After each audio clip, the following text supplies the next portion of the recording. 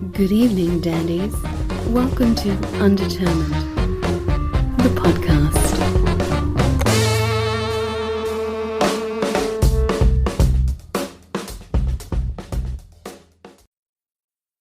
So I'm Matt.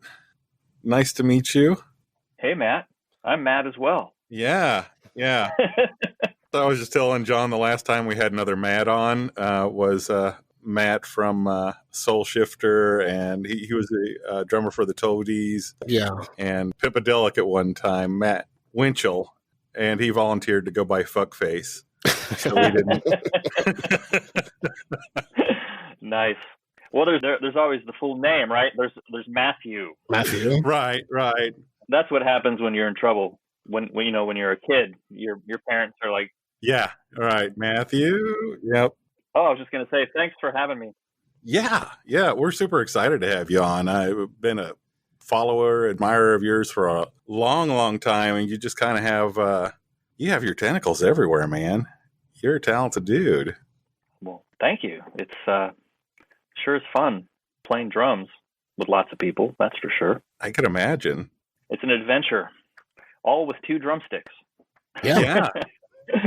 2 hands and 2 feet. Yeah. Blessed to have Yeah. those. A shit ton of talent, man. You've got something a lot of people don't have. Well, thank you. Yeah.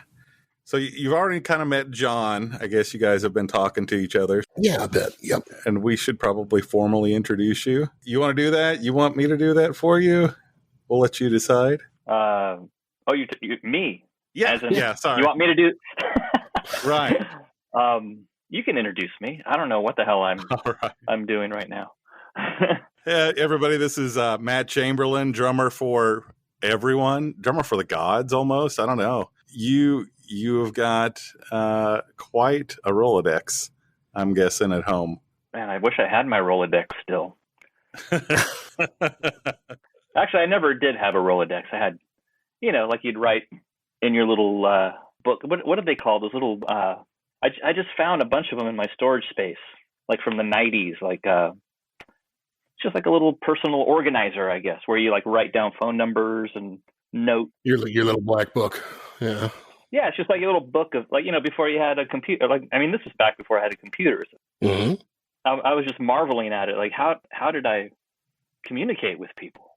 Right. Yeah. It's just like, you just call somebody's phone and you hope they answer or that they have an answering machine. Sure. Before it was part of your phone plan, and so you just kind of hope they get your message. Right.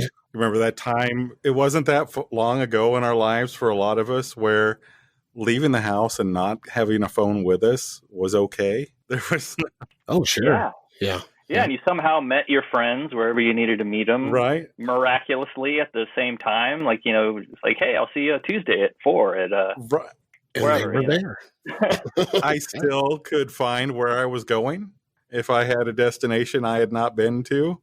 Oh, yeah. If I got lost, I got there somehow. It's a miracle. It is. I know it's amazing that we survived without cell phones. Yeah. Yeah.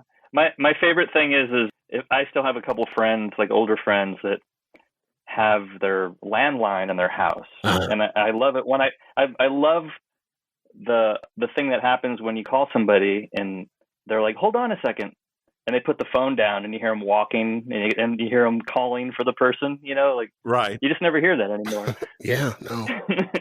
Or like a busy signal. Yeah. You never hear those anymore, unless you call a landline. Kids today, they just don't know. I'm telling you. They don't know what it was like. Right. I think we were just more psychic back then. That's what it was. Had to be. Sure.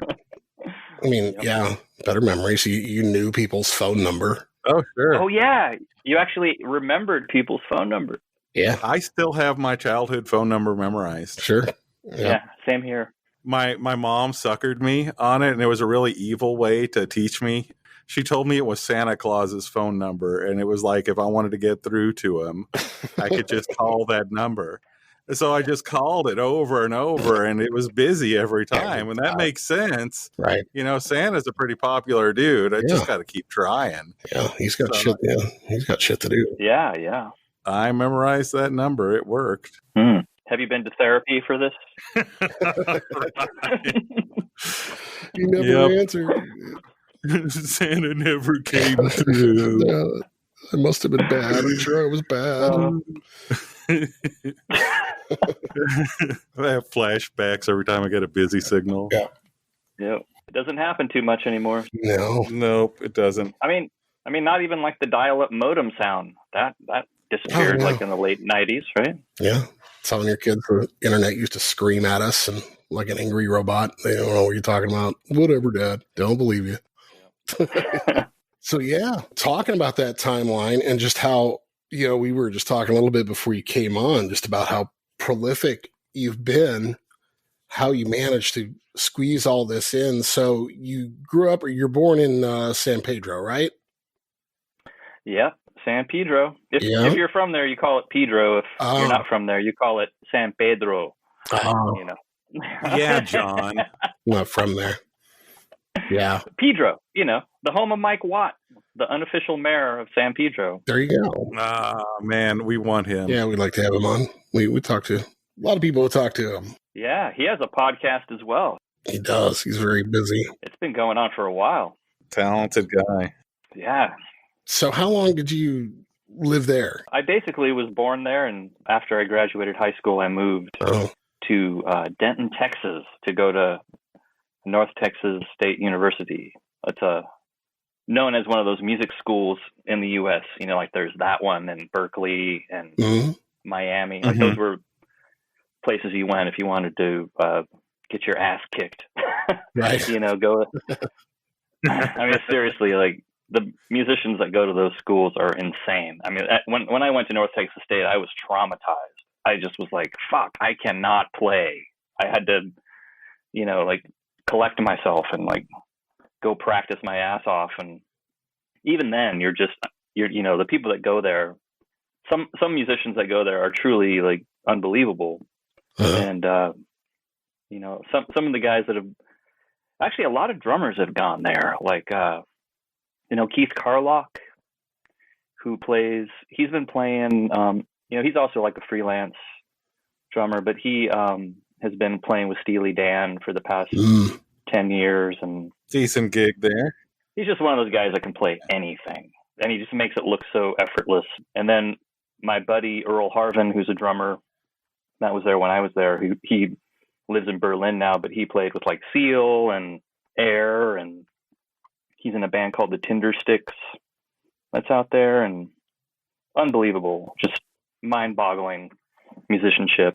Pretty inspirational and devastating to your ego. It's like never going to be like that. But it was a good place to be because I got my ass kicked, and then there was Dallas, which was about 30 minutes south. And when I was living there, which was the mid to late 80s, there was an area of Dallas called Deep Ellum, which at that time was just starting to have a music scene again, because it had, in the 20s, it had the whole Robert Johnson era blues thing. But in the mid 80s, there was like this whole alternative music thing that was going on. And there was a guy named Russell Hobbs, who we ended up calling Hustle Robs, because he owned a couple clubs there. Right. He had a couple clubs there, one called Theater Gallery, which was like a bigger venue, and then the Prophet Bar, which is like a smaller place. And like every Monday night, Reverend Horton Heat played at the Prophet Bar for years. Oh, cool. At the Theater Gallery, it was always touring bands, so I saw Bad Brains for the first time there, and nice Butthole Surfers, which scared the shit out of me. I could see that. Yeah, man, it was they had basically a nude woman running around the stage with steel teeth, or like with foil on her teeth, and that checks out. I don't even know. Yeah, I'm not sure what was going. I was like 20 years old. My mind was blown. Yeah. So between seeing Bad Brains and like Jane's Addiction back when they were on their indie label. Oh yeah. On Triple X Records? Yeah. Saw them, and I mean, just the whole scene there was so great because it was, classic combination of it being really affordable to live there, So you could be a musician or an artist or just a freak, and and there were places to perform. So it's pretty great. So I ended up dropping out of college and I moved down there. Yeah. And just lived in this old abandoned warehouse that I think they used to make refrigerators in the 70s.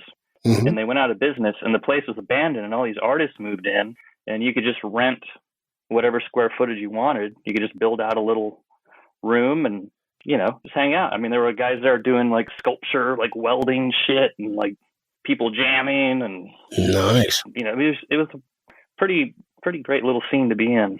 Yeah. And then you could just make bands up and just go play gigs and, you could just jam, you could just improvise and people would come out. It's pretty fun.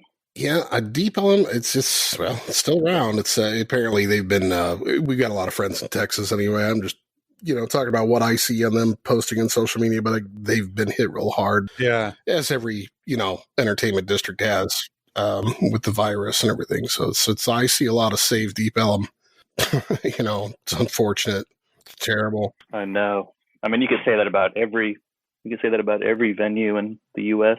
Oh, yeah. And I mean, it's so hard because you can't necessarily, just as a fan or a consumer or anything else or a patron, you can't see it, you keep hearing about it, but I mean, hell, we're locked down at home too. So, we're not getting out, we're not seeing that. And right. That's the big thing. It's going to be the bummer, I think, to us. For a lot of people who are dependent on the industry and working in it, they're very aware of everything that's closing. I think your typical fan is in for a big shock when they go back out again. If we can get rid of this, and they're going to be like, oh no, that's gone. That's gone. That's gone. That's, Yeah. I know. I randomly see posts on Facebook about places closing. Like there's a place in New Orleans that was kind of the alternative club that hosted a lot of like, odd things that wouldn't get normally booked. And I think they're called Jaja or mm-hmm. I can't pronounce it. I think it's like an odd French right pronunciation, but I just saw they were closing down. And I mean, it makes sense. I mean, those places don't operate on a huge profit thing, like they barely get by. Yeah. And now it's like, how do you keep them open? I mean, there's just nothing you can do unless there's some kind of government or local government support. But yeah, I don't think that's going to happen. No, no, not with the government we have right now. Yeah, I know.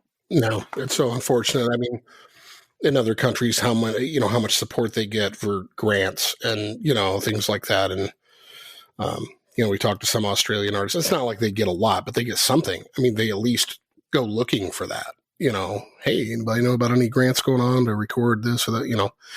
We don't even have that option here. We don't think about it because who would get one, Right. Yeah. Well, I guess we'll find out. Yeah. When all this stuff gets sorted out. I mean, I have no idea. I don't think anybody does. No, that crystal ball's real hazy. Yeah. Yeah. I mean, maybe we'll go to performing outdoors in fields. Right. Yeah. They're starting to do more like drive-in things or like drive-in shows where people go to shows in their cars. Yeah. How weird is that though? It's really weird. Honk to approve or kind of odd. Yep. Yeah. Yeah. You don't flick a lighter. Well, nobody does that anymore anyway. Right. You turn on your Just headlights. blast them with your headlights. Yeah. I love that. Turn off the brights. Oh, shit. Oh, man. Well, I hope there's something at the end of all this that'll support musicians because this is a devastating time for a lot of people. I mean, I think for probably 98% of musicians out there. I mean, sure. Most people that are in bands will do their record, right, get ready to tour, book the tour, and then, put a bunch of money into buying merchandise so they can sell stuff on tour. And so, there's a huge investment, and to just have it all go away. I mean, all this stuff happened right when people were about to hit the road for the spring, summer. Everybody was about to do it. It's crazy how many people we've talked to. And when it first hit, a lot of people, you could say, you know what? we'd hear a lot of, I probably needed to take a break and I wasn't going to take a break. And this forced me to take a break. So I'm kind of thankful for it. Yeah. Yeah. And now it's kind of like, fuck, what am I going to do? Right. And you're hearing some pretty mainstream names, some big people that we're hearing from that are just like, I'm scared. Yep. Yeah. I was supposed to be out on the road all summer with Bob Dylan. Huh. We just did that new record. Right. And we were going to do Japan in April, and that got canceled, obviously. And then we were going to do the U.S. all of July and part of August. And, that all got moved to unknown date in the future. Who knows? Right. So you play with him on tour as well, or just in the studio? I just hopped on a tour with him at the end of the year. Okay. He was looking to change up his live thing, and I just went and played with him one day with his touring band. Mm-hmm. And it worked out. He dug it, and he's like, "Hey, you want to go on the road?" Right on. I mean, I had 3 days notice. It was a little crazy. Yeah. I had to move a few things around, but I was like, of course. Well, yeah. Of course I would go, Yeah, no, do I want to? With Bob Dylan? No, Of course. right. Well, all right, I guess. So I ended up doing like October through the end of the year. We ended up in New York City. We did like two weeks at the what's that theater called? I can't remember the name of the theater. We were there for 2 weeks, and I can't remember the name of the theater. That's okay. It'll come to me. It'll come back to me. Yeah. Yeah, my wife and I saw Dylan, what was it, back in December? Yeah, I think so. Something like that in Kansas City. Yeah. Oh, well, this past, like, 2019. Yeah. So were you on? Yeah, you saw me play. Yeah. Mm-hmm. I thought it sounded, and I never caught that it was you specifically, and we're poor and in the nosebleeds. Yeah. But that was quite a show. The guy in front of me, I thought this was funny. I'll just tell you, got pissed off and left. He was just complaining. He's like, "It sounds terrible in here. Can't understand anything Bob's singing." But that's nothing new. I mean, Right. That's been going on his whole career, right? Like, I'd be worried if I could understand him. Like, what's going on with this? Yeah. Well, it seems like from my limited knowledge of how he does his live shows, he changes the arrangement so drastically to songs that people love that a lot of people just get pissed off. They're expecting to go there and hear the version, Right. The version he recorded of Right. whatever, like from 1971. They want to hear it just like the record, and Right. it's 2019. Yeah. We did Almost that. 50 years ago. Yeah. Yeah. Yeah, he actually told me that the only reason those songs sound the way they sound was because that was the day they recorded them. If they recorded them on a different day, it would have been a whole other arrangement. Mm. Because he's basically an amazing poet, Sure. and his music. This is my interpretation of it. I think the music that goes around his words is changeable. Sure. To him, it could be anything. Right. You know what I mean? He's open. It seems like he's open to whatever interpretation helps him get his point across with his words. So, and it makes sense. He's from that generation that grew up with improvisation and jazz, and Sure. that's kind of his vibe. Yeah, and it makes sense that a performance is a performance, and it can be a different thing. Yeah. Yeah. Yeah. Doesn't have to fit him there. And some people might get it, some people might not. But hey, that's part of playing live. Yeah. It's like the same thing with like Miles Davis. People wanted to hear, when in the 70s they wanted to hear him do his bebop shit, and he was onto this whole other electric Right. stuff. And I mean, if you're an artist, you're always evolving and changing, and people want you to be this clean little package that they can go out and see and Sure. fulfill their dream. Right. Yeah. If you're Bob Dylan, you can tell them kick rocks. They don't like it too. That's another thing. So Yeah. I'm sure. And I think he's still killing it. I think this last record we did was some of his best lyrics and songwriting in a long time. Yeah. I think it's amazing. It's got to be hard to keep that going that long and still be that, Yeah, sure. still be that diverse, creative. Yeah. Well, and speaking of, diversity, you've got a pretty diverse resume as well. Just Yeah. looking at all the different names and different projects. Yeah, just to rewind that a little bit. So you went to New York after Texas, right? Well, when I was in Texas, yeah. But while I was there, I joined up with that band, Edie Brickell and the New Bohemians, and I see. Okay. Mm-hmm. and we put out that record and toured our asses off, and it went really well. And then we did the second record, and we just kind of broke up, and after we broke up, I went and actually, what's interesting is we toured with Bob Dylan back then. We opened up for him. Oh yeah. And in the summertime in Europe, and I met his musical director at the time was G.E. Smith, that guitar player. Yeah. Yeah, from SNL. Yeah, from SNL. And so we ended up just hanging out a lot and jamming and listening to like old blues records. Mm-hmm. He's a huge blues freak, and I was just interested. I just didn't know much about it. So and we just really hit it off. And he said, if you ever come to New York, man, just give me a call. I'd love to have you play on the SNL house band. Right. If you're into it, if you want to move to New York and hang out, it's a great gig. So that's exactly what I did. After we broke up, Mm-hmm.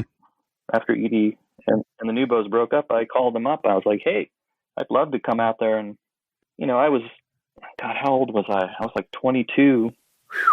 And I was like, man, I wanted to go out there and just be in New York and just kind of get my ass kicked there by all the amazing musicians and maybe take some lessons and just be inspired and, further my knowledge of my instrument. And, it's kind of the place to be. And so I called him up and he said, yeah, come on out. So I just put my drum kit in my car with my futon and a couple of records and some clothes and just drove out there. Just not a lot of young guys in that gig during that era that I remember. No. Wasn't much of a young guy's thing. Yeah. No, not at all. How did the rest of the band take to that? Catch a lot of Kid and Tiger and all that kind of shit. Yeah. Yeah, I wasn't, I don't think I was musically prepared for that at the time. I feel like, those guys were legends. Right. You had like Leon Pendarvis playing B3 and John Faddis, this jazz trumpet player, and Steve Teray, jazz trombone. These guys are like legends, and right. Here I am, some like hippie dude from Texas, right, showing up with his little drum kit, trying to play their shit, and so it ended up being fine. I didn't enjoy it, so I left after a season, and actually those guys were very cool. The musicians that were in the band at the time, they were super supportive.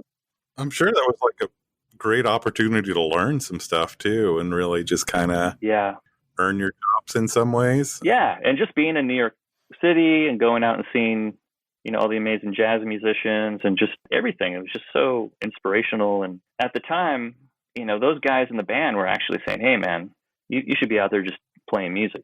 This is the kind of gig you do when you're in your 50s. Huh. And I'm like, yeah, that's kind of true. Yeah. I think I'm just going to quit and go move to Seattle. And so that's what I did. I just moved out to Seattle. And this was like in 91. Yeah. And actually, if I backtrack a little bit, before the SNL gig, after Edie broke up, I got a tape from an A&R guy at Epic Records of Pearl Jam. It was their first record of 10. Mm-hmm. And they had kicked their drummer out. Mm-hmm. And they were looking for a drummer to fill in for this tour they were doing. And so that summer, after I broke up with Edie Brickell, I went out to Seattle and rehearsed with them. Mm-hmm.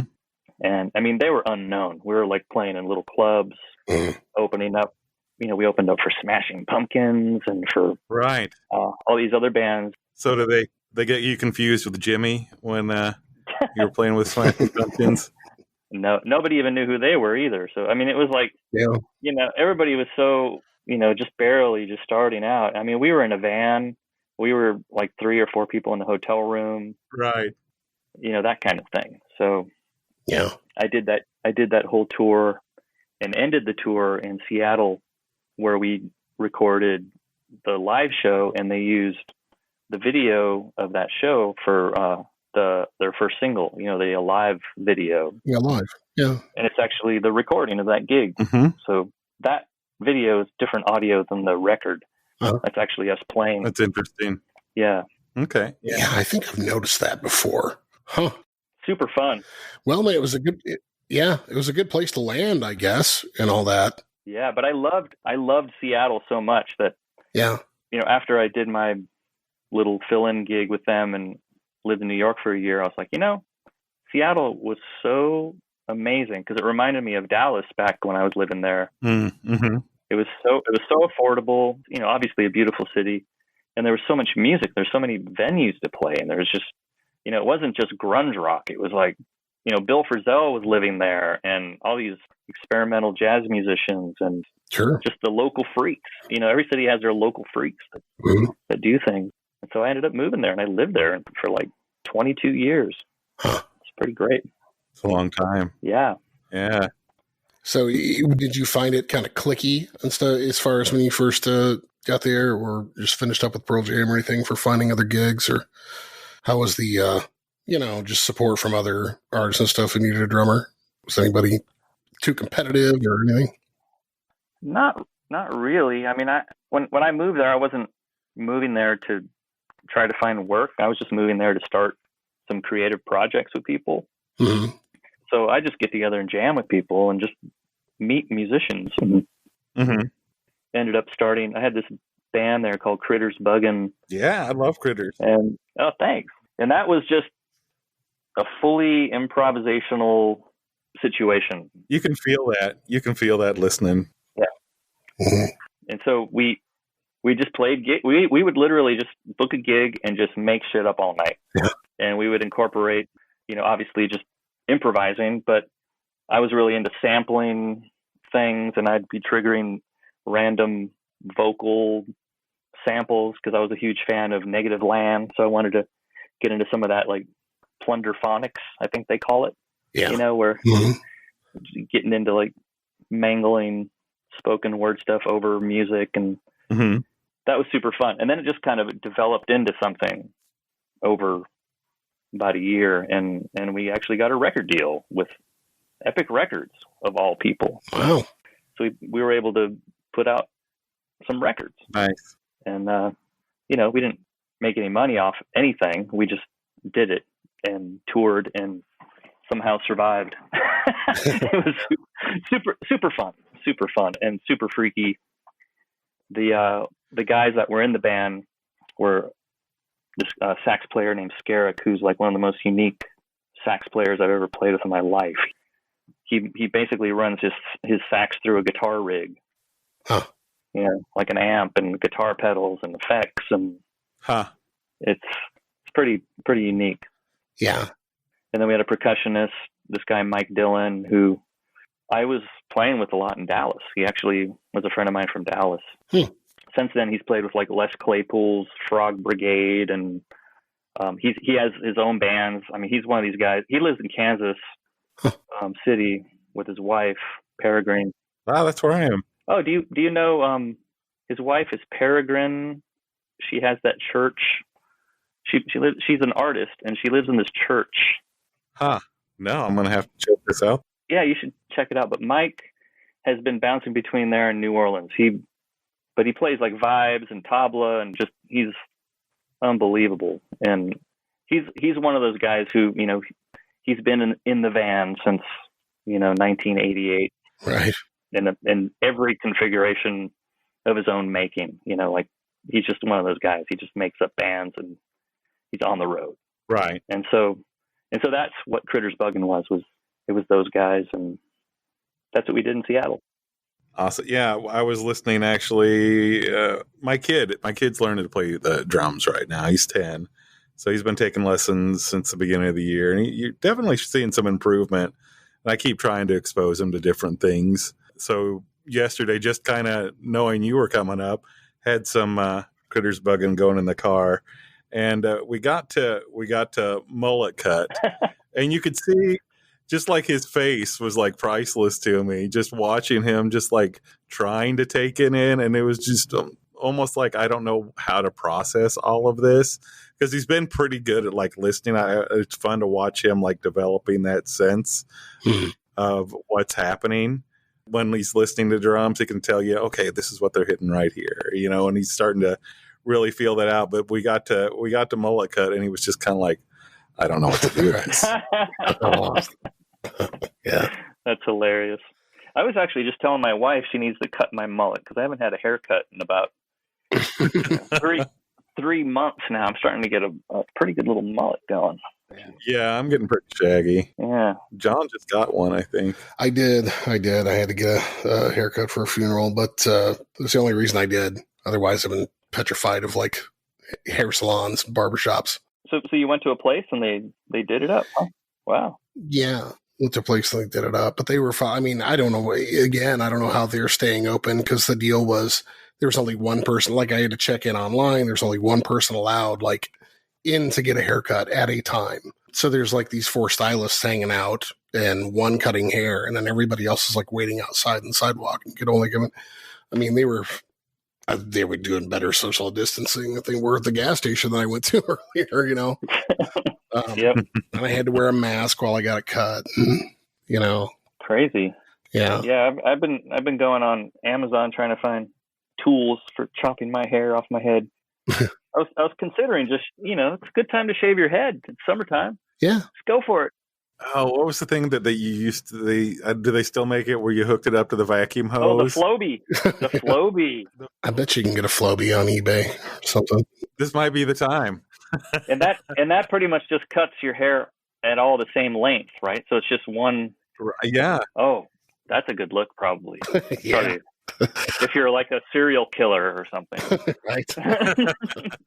Yeah, I remember my wife had a teacher, like a science teacher back in high school, and they called him Flowbee because they could just tell he used one, Yeah. Just so obvious. If you're the kind of person that's okay with the Flowbee haircut, you probably have some issues. Right. I don't know. I'm just saying. Yeah. Or you just gave up. Yeah, well, that's an issue in itself. That definitely is I don't care anymore. I don't care. Yeah. Nothing really matters right now as far as hair goes or your appearance, right? I mean, it's not like anybody's employed. Right. I don't know. Apparently, it matters to my wife, even though she's the only one that sees me apart from my kid. And she's like, "You are going to get a haircut when all this is over, right? Yeah. Sure, you don't want to let me try to cut it for you? Yeah. No, thanks. Yeah. Okay. I'm just going to wake up one morning and it's going to be done." Yep. Yeah. It was a relief, though, man, to get it off. Just to, especially off my neck and everything. And just to have it off there. Felt so great. Yeah, she got a good tip. One day, yes, I'll be able to go get my hair cut. Until then, we'll see what happens. So where are you right now? I live in Hollywood, California. Okay. Oh, right on. We've got some friends out that way. Yeah, it's crazy land. It's nonstop entertainment. Yeah. When you leave your home, Right. You never know who you're going to see walking down the street. You might see Batman.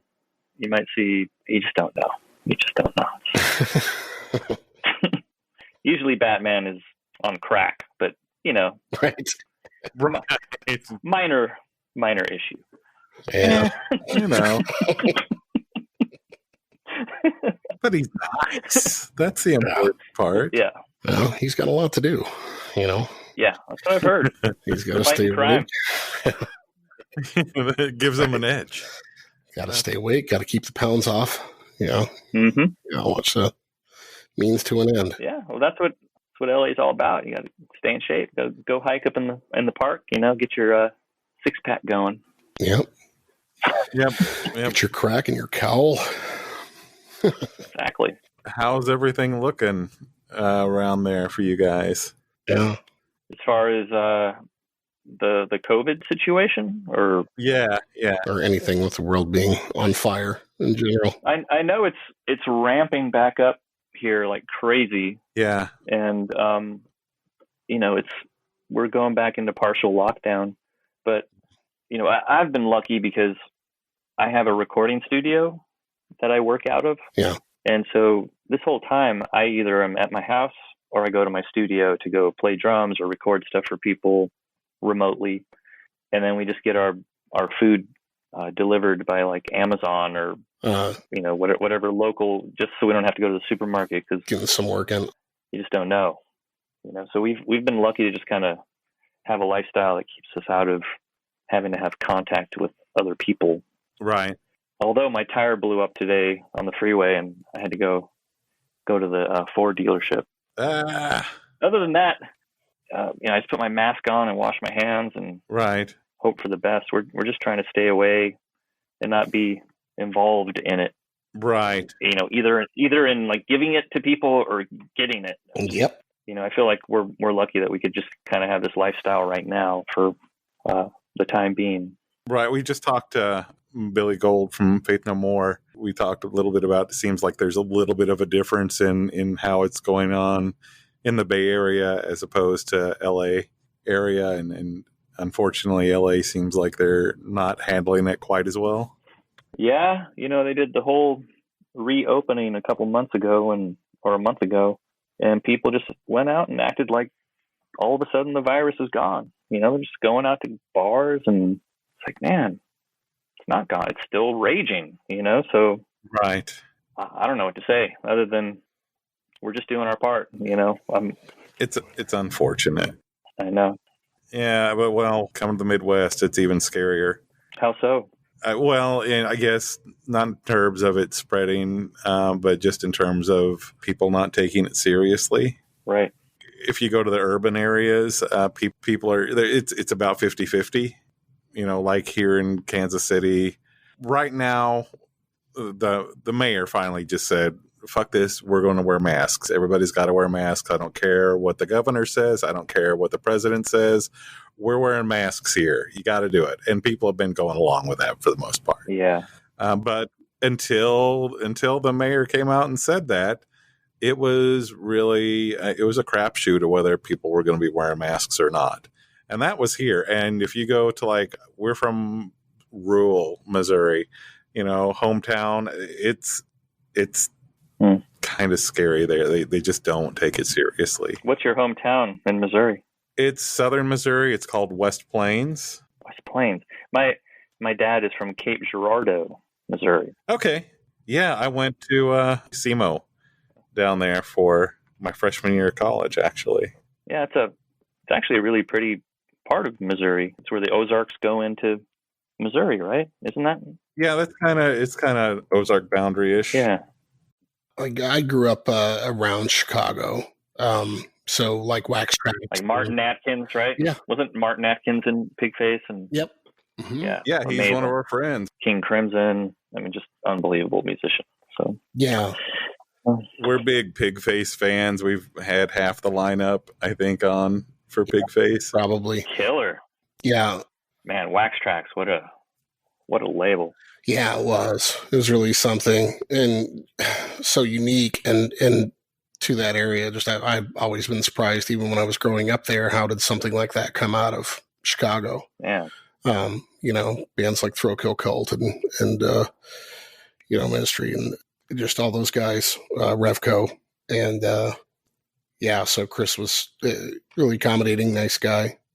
Yeah, we didn't know he also lived in Kansas City for a while. I guess lived there the same time Matt did. Yeah, well, no, a little bit before I was here, but we lived in the same neighborhood. Yeah, that's right. He lived down the street from where I lived when I was in Kansas City. And he was like, did you know this grocery store? And I was like, totally, yeah.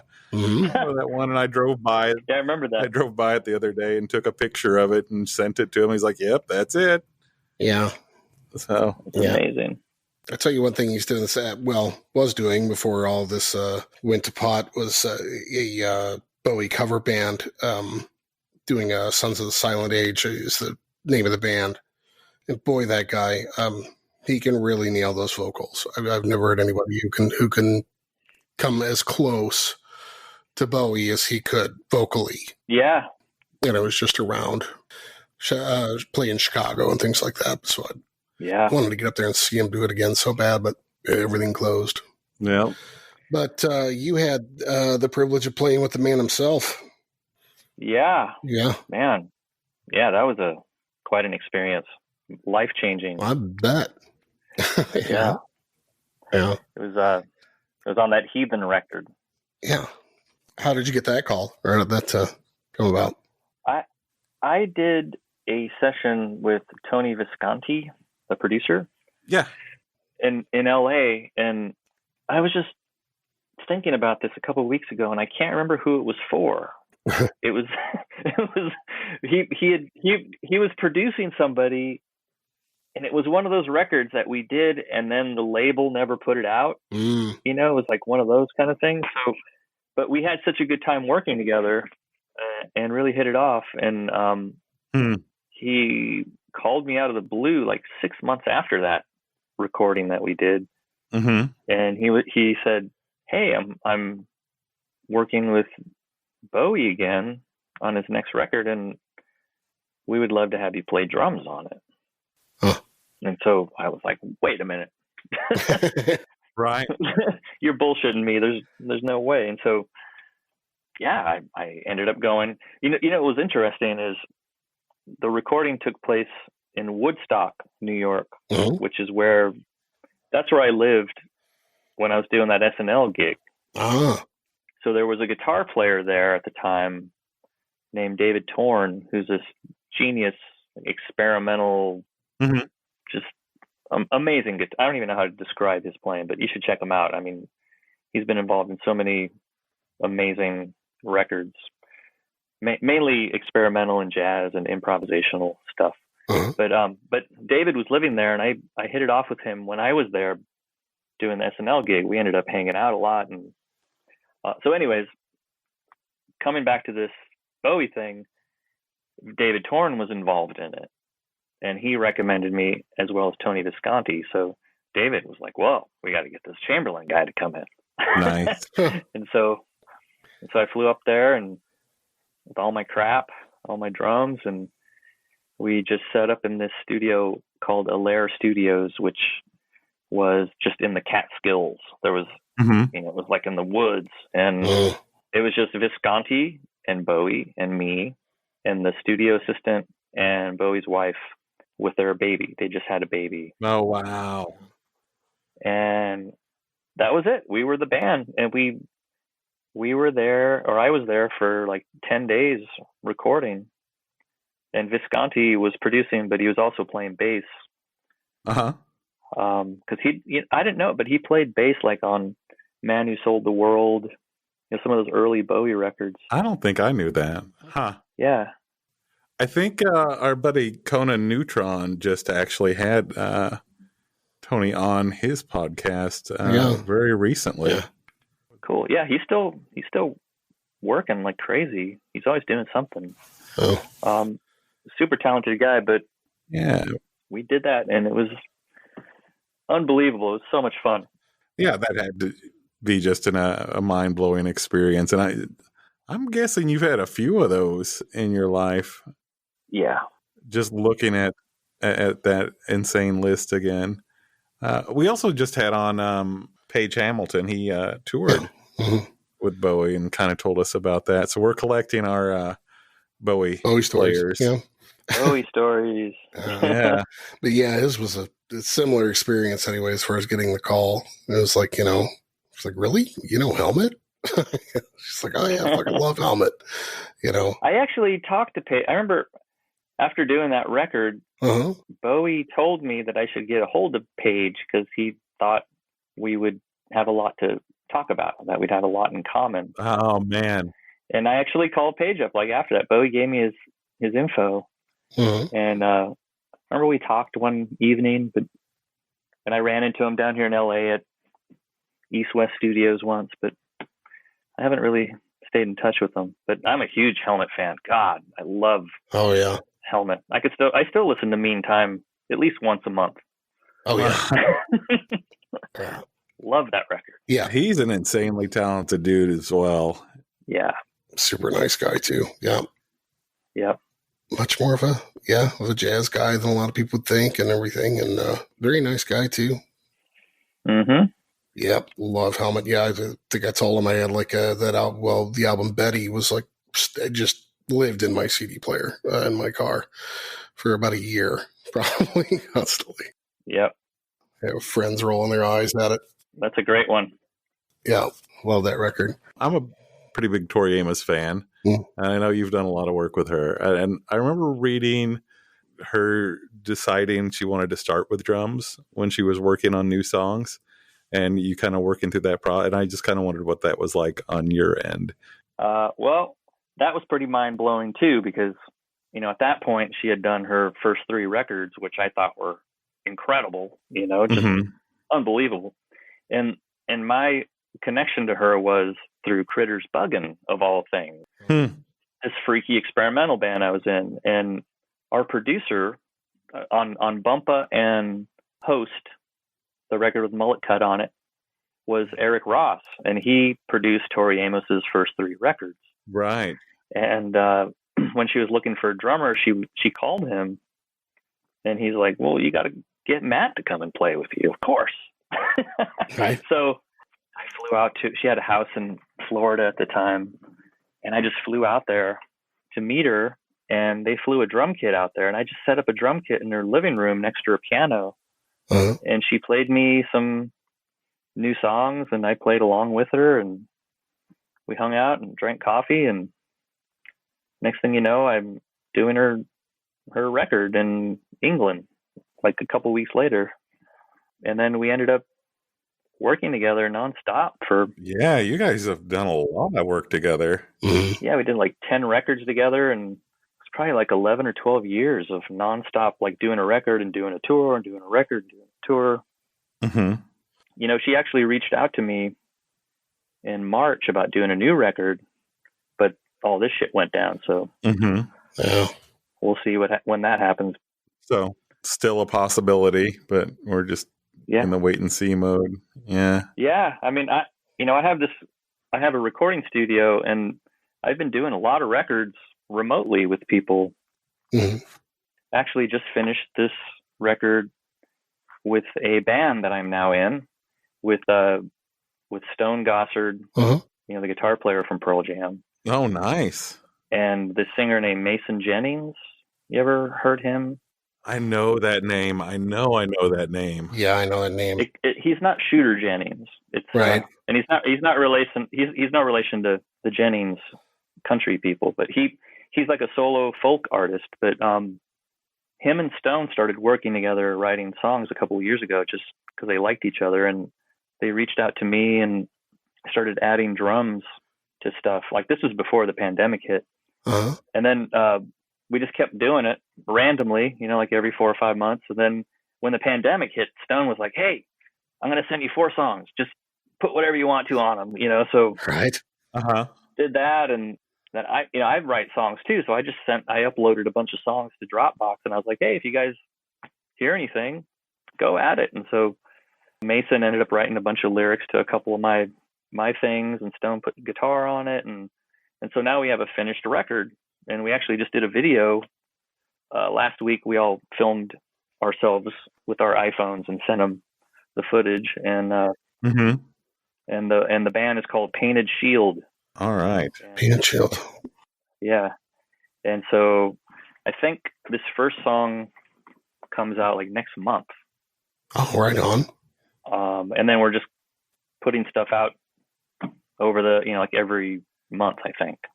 But it's super exciting because, and it's also very odd because I haven't met Mason, the singer, or this girl, Brittany, who's the piano player, synth player. But we just made a whole record together. Yeah. That's very interesting and cool. Yeah. So you didn't do a lot of that in like your other session work where somebody just you mail in a track or dial one and you just usually sat in with everybody that you worked with stuff most of the time on session work? Well, in LA, a lot of producers would come to my studio and, they'd bring the hard drive and maybe a bass player would be there, and we just play to what they have in Pro Tools, play along to it, like do takes. Like I did the last Bruce Springsteen record was like that. The producer came to my studio and he had all these songs he was working on with Bruce, and he just wanted to put drums on them. So he came by my spot and we just recorded a bunch of songs, and then he took the hard drive over to Bruce's place and they put more stuff on it, and next thing you know, they have a record. Right on. So That's crazy. it is crazy. It's fun though, because it feels like it's more creative in a way, because, you know, when you come to my studio, I have everything there. So, you know, I can grab things and try things and just, you know, just be more experimental and in the moment, as opposed to just loading a couple drum kits into a studio and saying, well, these are what I have. You know, it'd be cool if we tried this, but I don't have this with me. Right. Or if we try, you know what I mean? Like, I just didn't have Right. You can't prepare for what somebody, an idea that you have. Oh, okay, I'm going to have this idea, so I'm going to bring this tool to accommodate it. Yeah. It doesn't work that way. Yeah. It's more fun to have all your toys there, and then you can just go, oh, well, now that we got the main thing that you wanted, let me try this crazy shit here, or let me try this other idea. You might as well, let's just do it and see what happens, you know? Yeah. I'm trying to picture you like having more freedom for experimentation than some of the other projects. That's crazy. Yeah, I imagine that it probably depends on the artist too, and how rigid they are, or how much they just want it straight down the line. Or yeah, some guys know. Yeah, some people also just know what they want. Yeah. You know, they're just like, this is what I want, and I got it. Thank you very much. You know. Yeah. Other people are like, well, if you hear something, let's do it. You know. Nice. It varies, obviously. Yeah.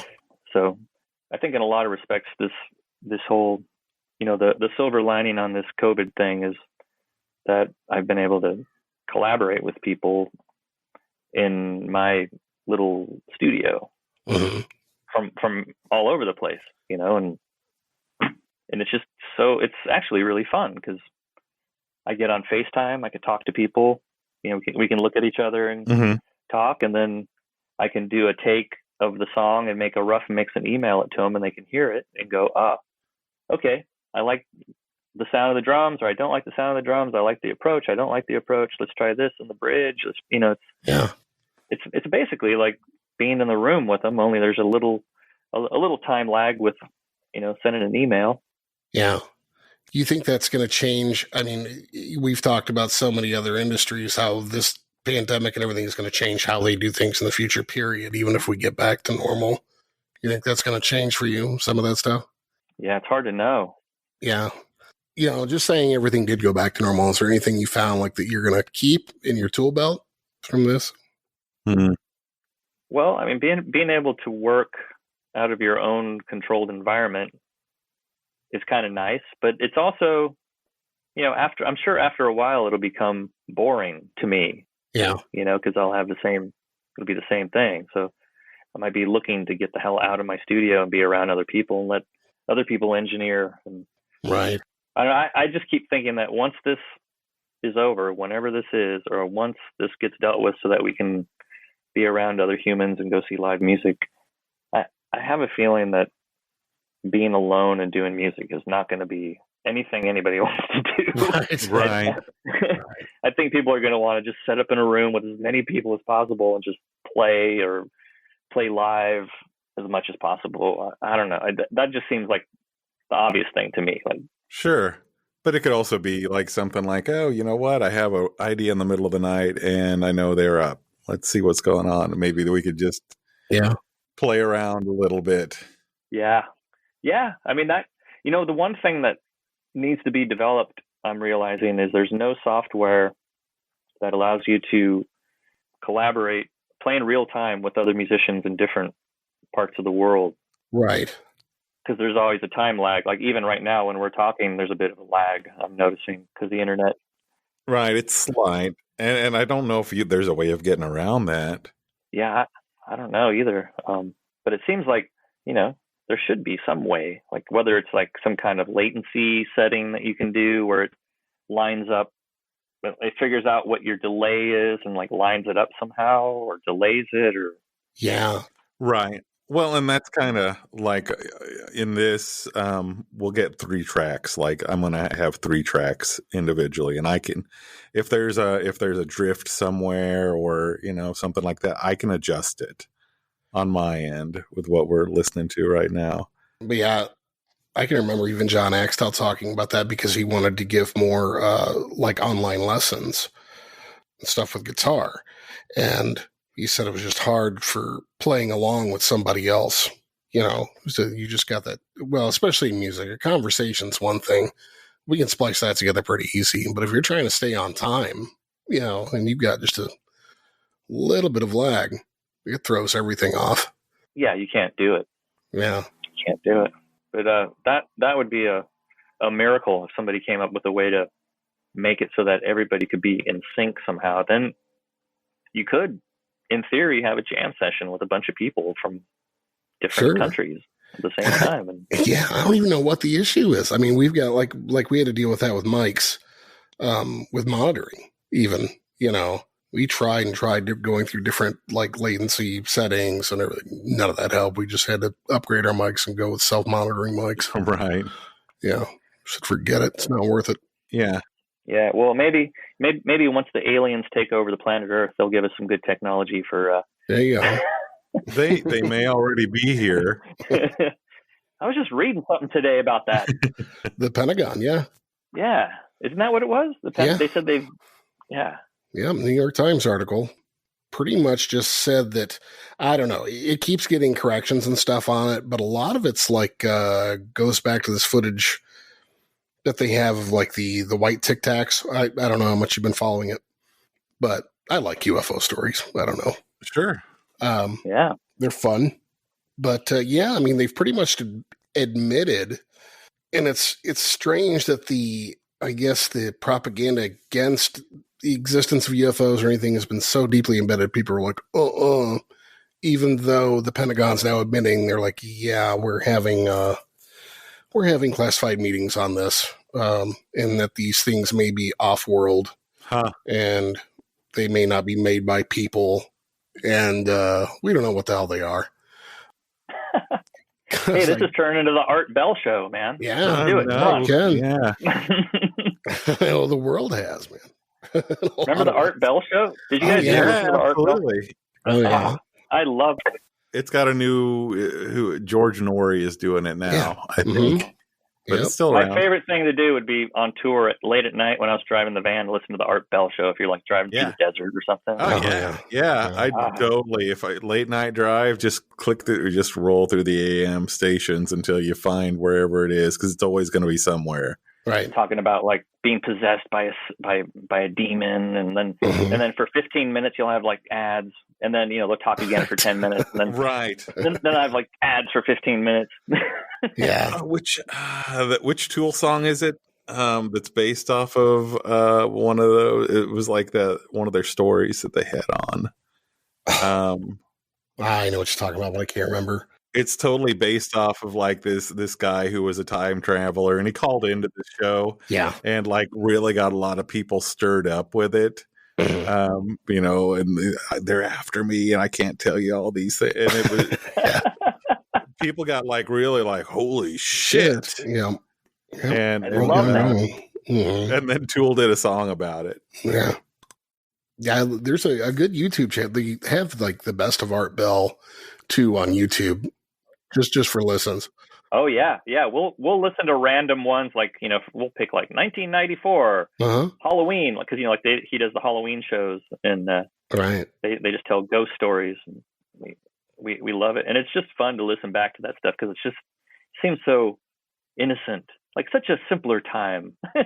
Right. Back then, just funny. And he still had that radio show type production, that it was kind of the throwback to the Orson Welles, kind of. Yep.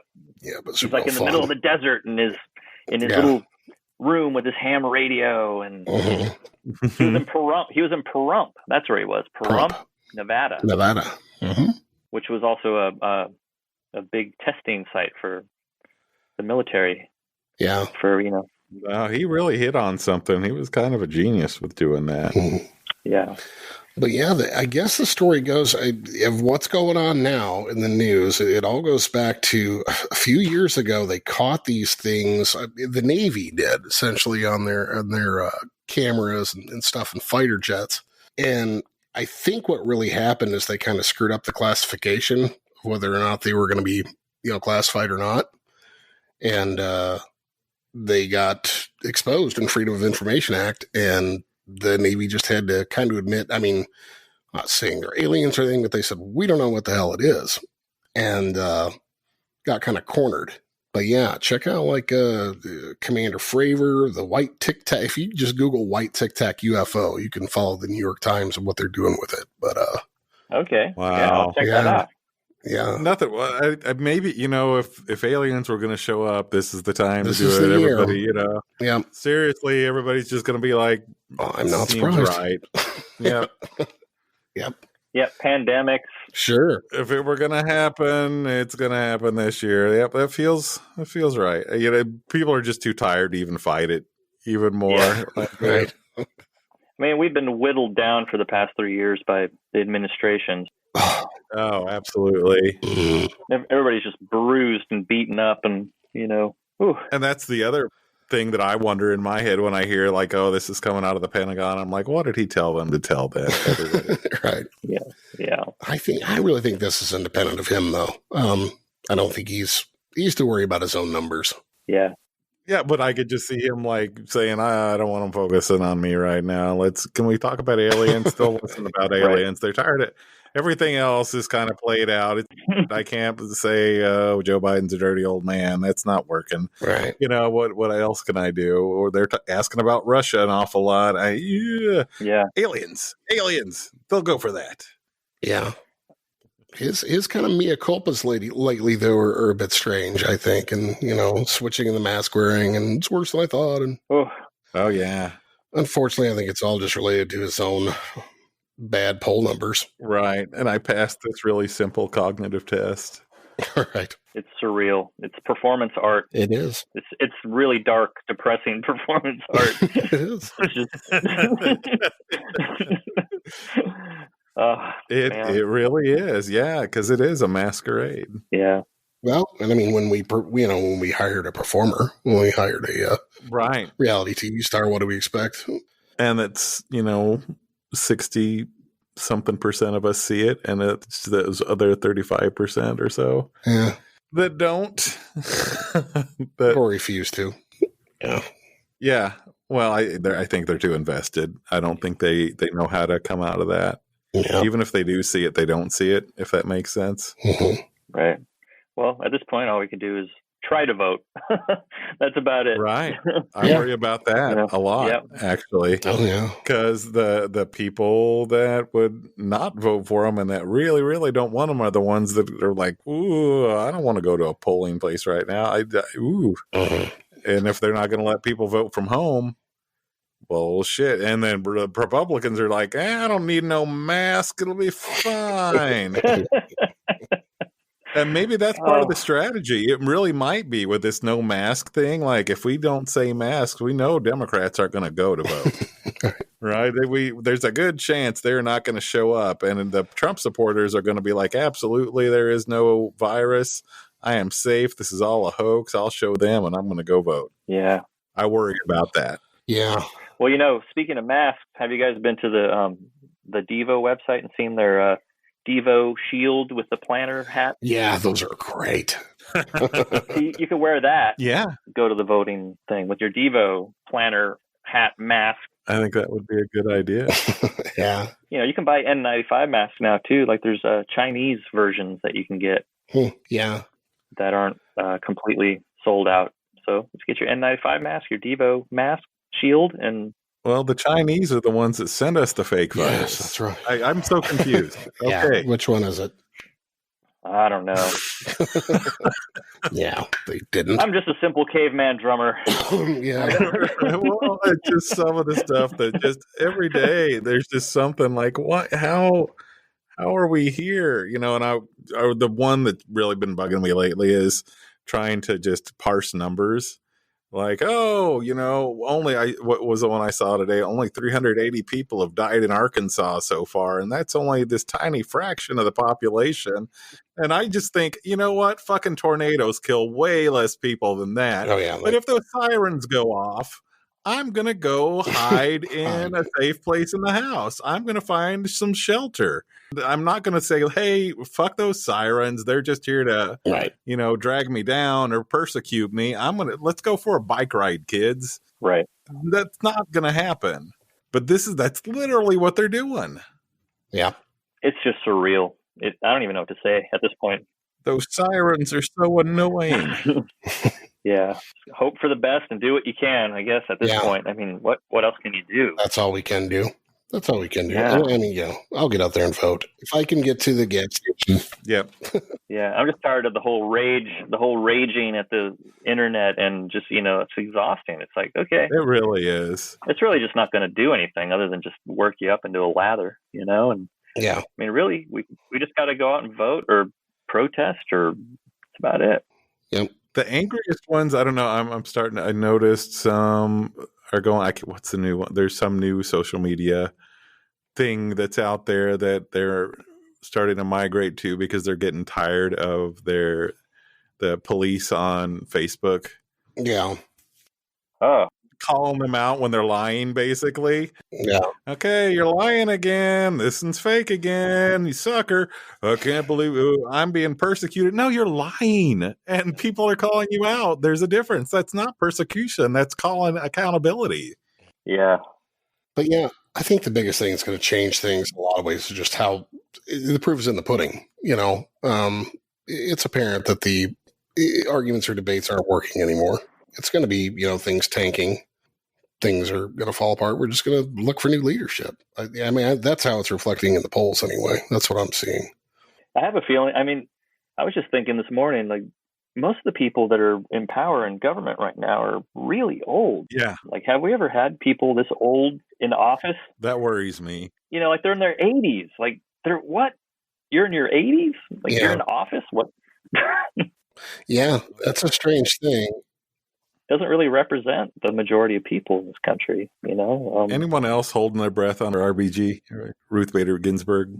Oh, Ruth, yeah. Oh, God, yeah. Yeah. Just the fact that we have to, hope she doesn't die is that's horrible. Really sad. A sad commentary on her. Or at least not within the next 6 months. Right? Yeah. Just hold on, Ruth. Yeah. We need you. And she knows it. I bet you if we had somebody else in office, she'd be like, I'm gone.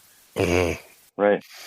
Yeah. Yeah, I'd be, if I was that age, I'd be chilling out, retirement. Right. If she died the day before Trump left office, they would find a way to bring one in one day. Yeah. Make an appointment. But yeah, it's one thing that's been weird about the Trump craze or anything for his supporters with the dyed hair and the tan and everything else like that. I mean, if you could see him in his, natural color, I guess, or pallor, yeah, he'd look a lot older.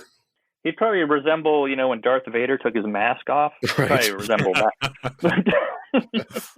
Yeah. That would be a funny cartoon, just like that, that chamber that you see Darth Vader emerging from when his bald head and they put that helmet down. Just see the wig coming down. Steam. Yeah. Steam escaping from the wig. Yeah. It locks in place with a thunk. Yeah. Oh my God. Yeah. That's weird. I don't know. Yeah. I mean, you think back through history and, Kennedy and, that was part of electability too. I think for him just being young and fresh faced. And yeah. How old was he? Like 42 or 43 years old? Yeah. He was really young. Young. Yeah. Yeah. Yeah. I mean, I have a feeling after this nightmare is over, there might be a massive change in the age makeup of the representatives of government in this country. I hope so, because it's, I hope so. I think a lot of this has the look and feel of a death rattle. Yeah. I hope that's true. We don't like know until we're on the other side. Yeah. Right. Yeah. I mean, there's you don't want to be an ageist and everything else like that, but there's a fine line certainly between experience, competence, things like that. And when you're just like you say, it's so strange to get these people so late in life who are coming from eras where life expectancy just isn't much longer than what they've got. Right. Why are we, what's wrong with even 60? Yeah. 55? Yeah. That not old enough? I don't know. I just don't understand either the dynasties and the, why we keep thinking that that's important too. I don't know, but I do think that there is a certain advantage that Biden has that maybe nobody else would have running against Trump is that he's just an old man running against an old man. Yeah. So he can't like denigrate people the way that he normally would, because he's basically talking about the same slams he would use on everybody else won't work on Biden. Yeah. Yep. I guess we'll see, won't we? Right. Yeah, we'll see in the next See next what we couple can months. do. Woo! Woo. Crazy year. It is. Crazy Yeah. year. It really is. And then if the aliens show up, we're really fucked. You know? Oh man, maybe they'll save us. Maybe. No, they're going to get the hell away from this planet. They're going to be like, nope. Yeah. We need to keep a safe distance here. These guys are. Woo. Yeah. Oh man. Unless everyone's controlling it all. It could be. Maybe it's their experiment. Well, hopefully music will save us. Hopefully music will bring us together. Oh, definitely. And we would love to hear some new stuff coming out. Sure. Really want to hear some of this new stuff that you were talking about. Yeah, with Pain and Shield. Yeah. Yeah. Yeah. Did you guys, so have you finished all the tracks on that record? It's all mixed, ready to go. It's all mixed, ready to go. Yeah. Oh.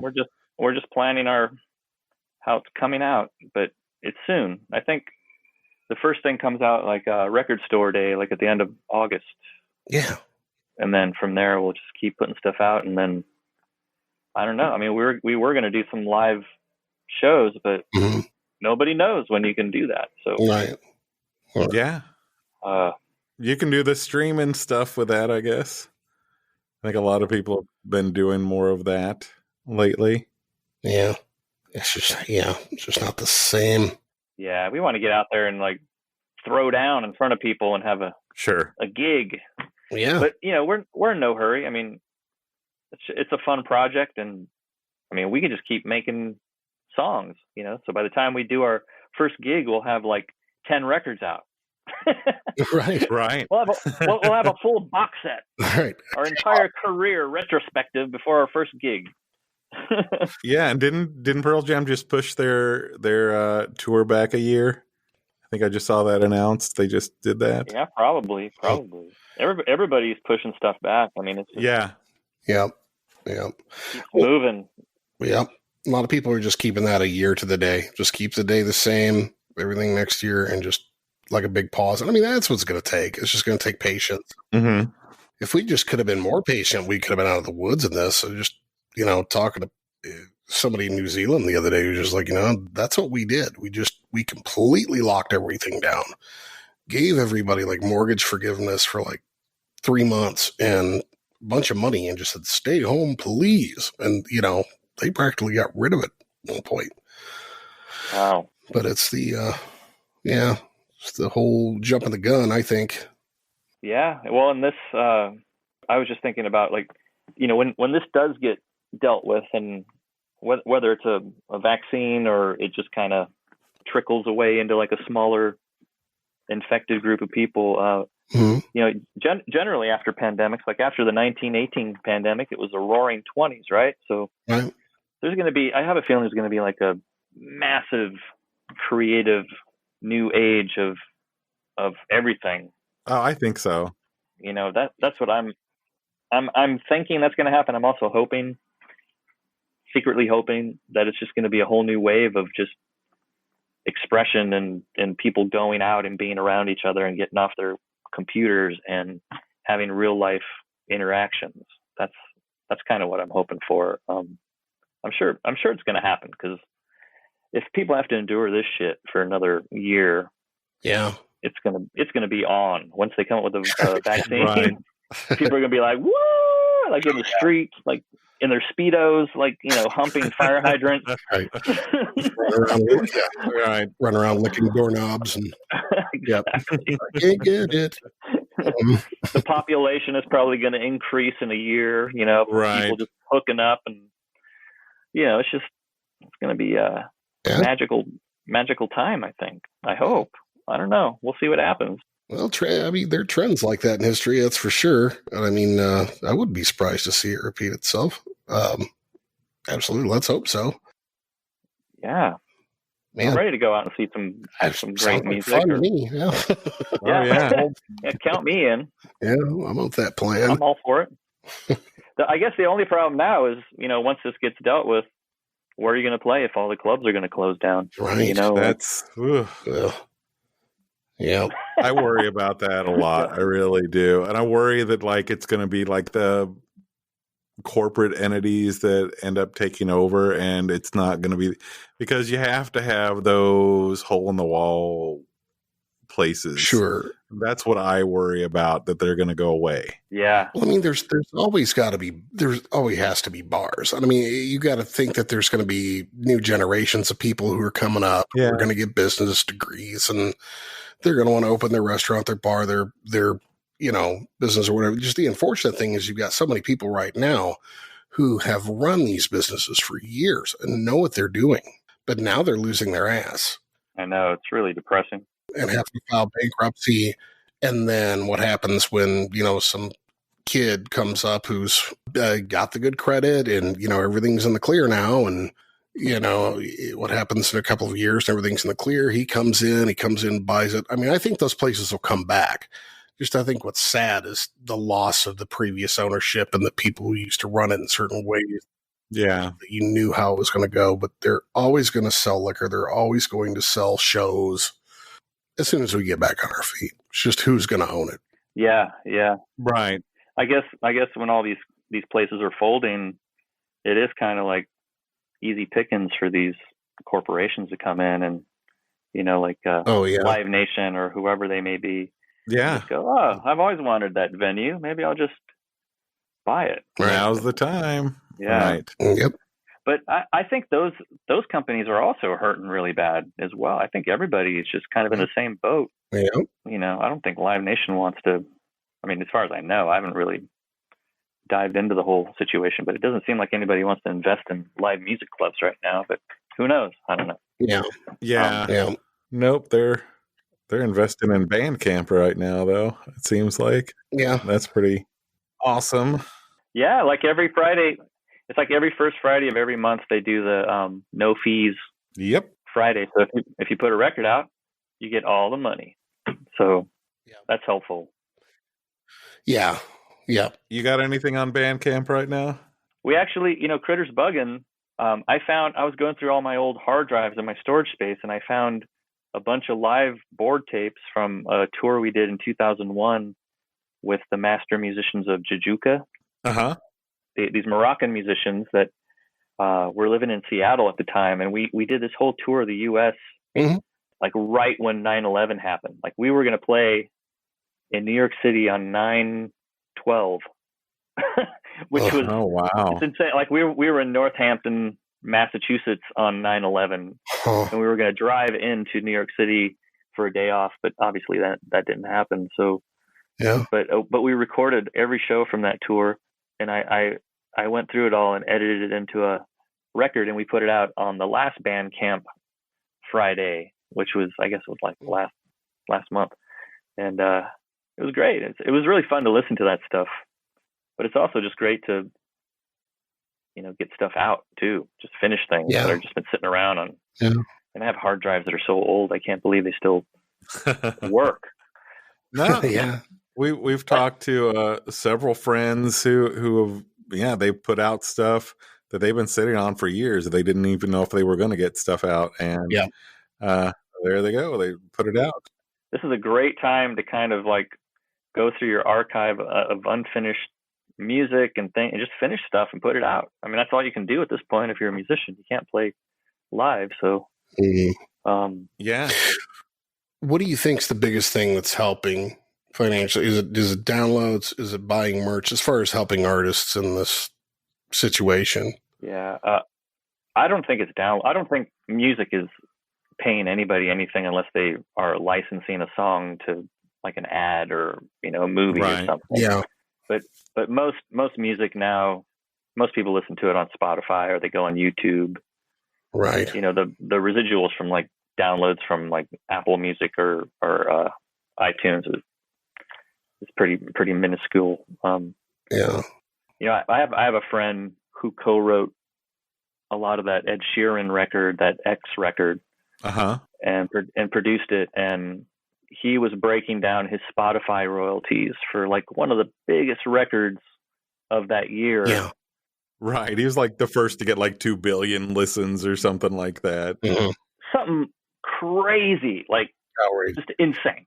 And he was like, yeah, my residuals probably amount to enough to buy like a Volvo cross-country wagon or something, like like 1 billion streams. Right.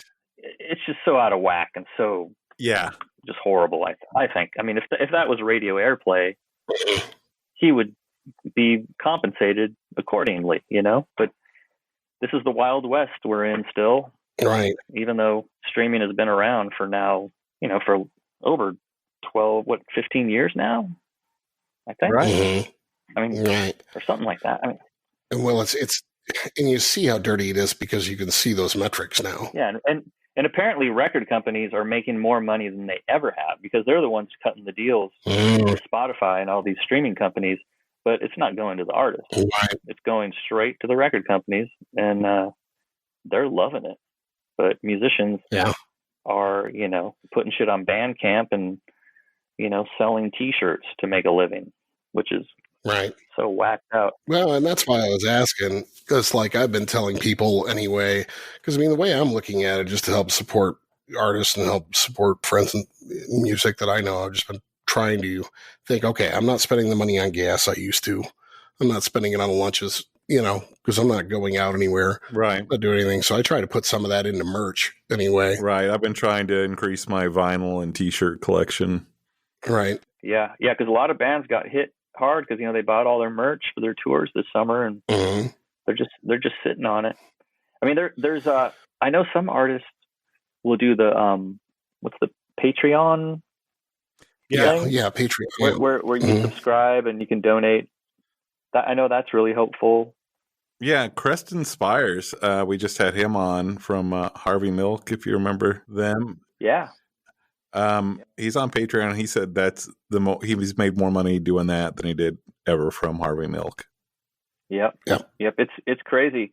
I mean, in some respects, there's some new platforms emerging that are generating more income for musicians just out of their living rooms. Yeah. Like there's this one streaming service called Crowdcast that a friend of mine, Grant Lee Phillips. Yeah. He does a weekly thing on that where he'll, maybe it's like, I don't know if it's weekly, but maybe it's like once every couple of weeks or once a month. Mm-hmm. And he'll play a show. And a lot of artists do this now where they just do their live streaming thing. And, they'll generate enough money to pay their month's expenses just from playing one gig online. There's enough people that are fans that'll donate money and, give them even more than they ask. Yeah. And then I even have friends that just go on Facebook live streaming and they just put their Venmo and their PayPal info at the bottom of the screen. And they're just like a tip jar. Yeah, it's like a virtual tip jar. They're just jamming in their living room, and they'll do it for an hour and generate like $3,000 or something. Wow, it's crazy. Yeah, please more of that. And they don't have to like hop in the van and drive across town and load in and deal with people at the club. Sure. Yeah, right. There are definitely some perks to that. No expenses. Yeah. I mean, they're not playing in front of people, but that's the downside, I guess, is you're not having an interaction. But it's still letting people make a living somehow. Sure. There's no support in this country for the arts, or minimal support. Mm-hmm. Yeah. So who's somebody you're throwing your support behind right now? Somebody we should check out that maybe we don't know about? Well, Mike Dillon, the percussionist I was telling you about, that was in Critters Buggin'. Mm-hmm. He's a road dog and he can't tour. So he's in Kansas City at this church that his wife works at. Well, they live in it. It's called Greenwood Music Hall or something, or just look up Mike Dillon, percussionist. Okay. And so he'll stream his gigs on Facebook or whatever, and it's great. I mean, people go on and they're live chatting, and he's great. There's this one artist that I was going to work with before this all hit. And now we're remotely doing her record. This girl named Zola Jesus. You ever heard her? Mm-mm. I don't know that name, but I love it. She's kind of a gothy, very gothy, electronic-y. It's hard to describe, but she's a great singer, and she has a Patreon page, and just really, really cool music. If you like that kind of like Diamanda Galaz, Dead Can Dance kind of vibe, you know. I don't know. I mean, I just say, just whoever you're digging, just go and check out their website, you know, and right. Maybe even email them and go, how can I help you out? How can I support you? Yeah, we kind of do that sometimes to a degree. You know, we're always asking, who is it that's out there? Is there somebody that needs to be supported out there? And we're trying to pimp out the people that we have been getting to know in all this, and it's been fun. We've made some, you know, I think for us anyway, it's helped bring a lot of people together. We've kind of built, we're getting this little community here, and we're really kind of proud of it, and glad that you could join us. Oh, thanks. In that. Thanks for reaching out to me. Yeah. You know, I know we haven't really talked about music that much, but hey, why not talk about other stuff? Man, sincerely, thank you so much for coming on. I've been curious about who you are for a long time. So really, thank you for giving me the opportunity and John the opportunity to get to know you. Oh, thanks, man. Thank you so much. You've been listening to Undetermined, the podcast. This is Matt. John, we lost, but we love him. We'll get him back real soon. All right. Thanks, Matt. All right. Thanks a lot.